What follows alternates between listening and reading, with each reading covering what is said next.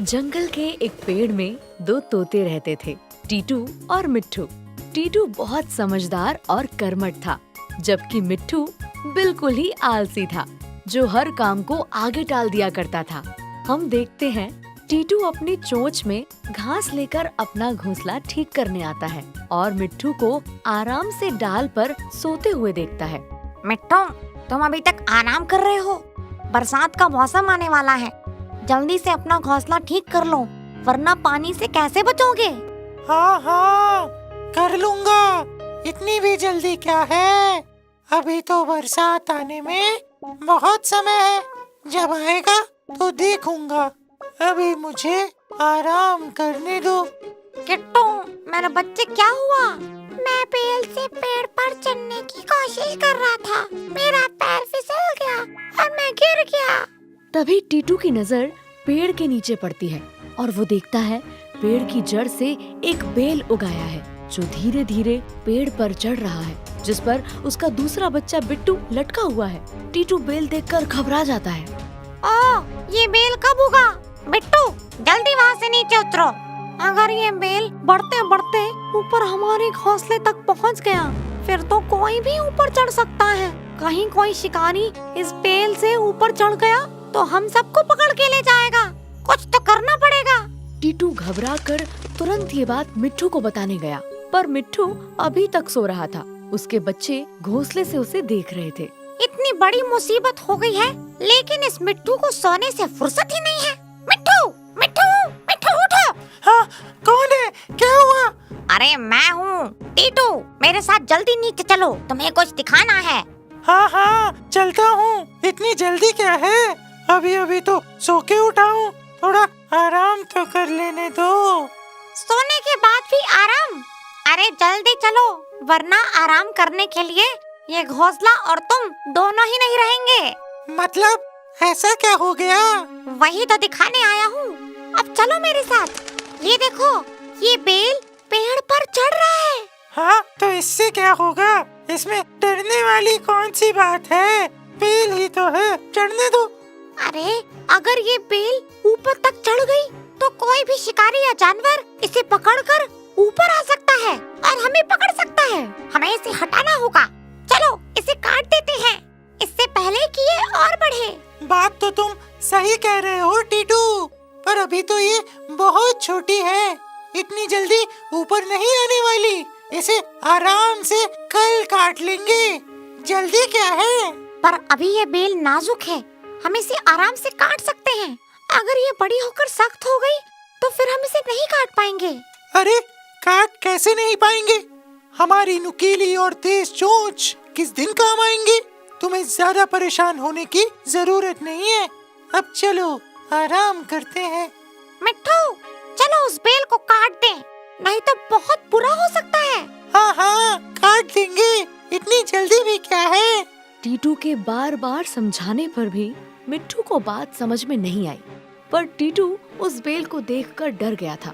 लेकिन बेल को काटना अकेले उसके बस की बात नहीं थी। हम देखते हैं टीटू चुपचाप टेंशन में नीचे बैठ के पेड़ में चढ़ती बेल को देख रहा है।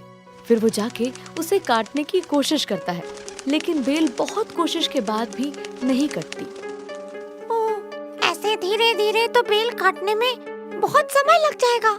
मिट्ठू की मदद के बिना ये संभव नहीं है। टीटू के पास अब और कोई उपाय नहीं था सिवाय मिट्ठू का इंतजार करने के।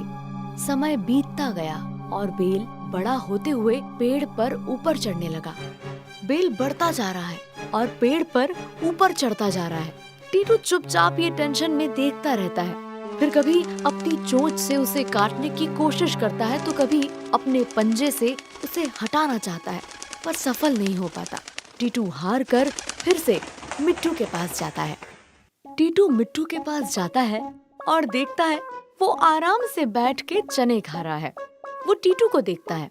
टीटू मेरे दोस्त, आओ आओ, चने खाओ। मिट्ठू, हमारे ऊपर इतना बड़ा संकट आने वाला है और तुम यहाँ मजे से चने खा रहे हो। वो बेल बढ़कर बिल्कुल ऊपर आ गया है, हमें उसे काट देना चाहिए। अच्छा, वो बेल? तुम अभी तक उसी की चिंता में हो? वो अभी भी बहुत नीचे है। तुम चिंता मत करो, हम मिलकर उसे काट देंगे। अभी अभी चने खाए हैं, थोड़ा आराम तो कर लूं, फिर इसके बारे में सोचते हैं। मिट्ठू ने अपने आलस के कारण फिर एक बार टीटू की बात टाल दी। टीटू वहाँ से फिर से निराश होकर अपने घोंसले में चला गया। बेल बढ़ते हुए ऊपर उनके घोंसले तक पहुँच जाता है। टीटू ये देखता रह जाता है और कुछ ही दिनों में वो बेल उनके घोंसले तक पहुँच गया। टीटू ये देखकर बहुत ज्यादा परेशान हो गया। ये बेल तो हमारे घोंसले तक आ गया। अब ये पेड़ रहने के लिए बिल्कुल भी सुरक्षित नहीं है। टीटू को खतरा समझ में आ चुका था और उसने अपने बच्चों के साथ उस पेड़ को छोड़ने का फैसला कर लिया और मिट्ठू के पास गया। टीटू मिट्ठू के पास जाता है। मिट्ठू, अब ये पेड़ हमारे बच्चों के लिए बिल्कुल भी सुरक्षित नहीं है।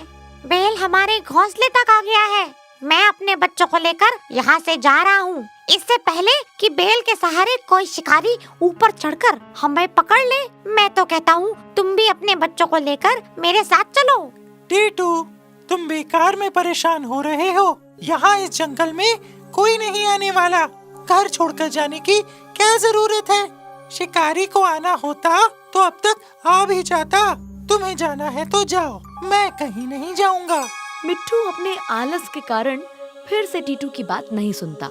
टीटू अपने बच्चों को लेकर वहाँ से चला जाता है और जैसा कि टीटू को डर था, एक दिन जंगल में एक शिकारी आया और शिकार की तलाश करने लगा। उसी समय उसकी नजर मिट्ठू के बच्चों पर पड़ी और उसने उन्हें पकड़ने की सोची। वाह, कितने सुंदर तोते के बच्चे हैं। इन्हें मैं पकड़कर अपने साथ ले जाऊंगा। मेरे बच्चे इनके साथ खेलकर बहुत खुश होंगे। शिकारी उसी बेल के सहारे पेड़ पर चढ़ जाता है और चुपके से मिट्ठू के बच्चों को पकड़ के पिंजरे में डाल देता है। बचाओ, बचाओ, पापा। रुको, रुको, मेरे बच्चों को छोड़ दो, छोड़ दो। मिट्ठू चिल्लाता रहा, लेकिन शिकारी ने उसकी एक न सुनी और उनके बच्चों को अपने साथ लेकर चला गया। मिट्ठू अब रोने के अलावा कुछ नहीं कर सकता था। काश मैंने टीटू की बात मान ली होती, मेरे बच्चे।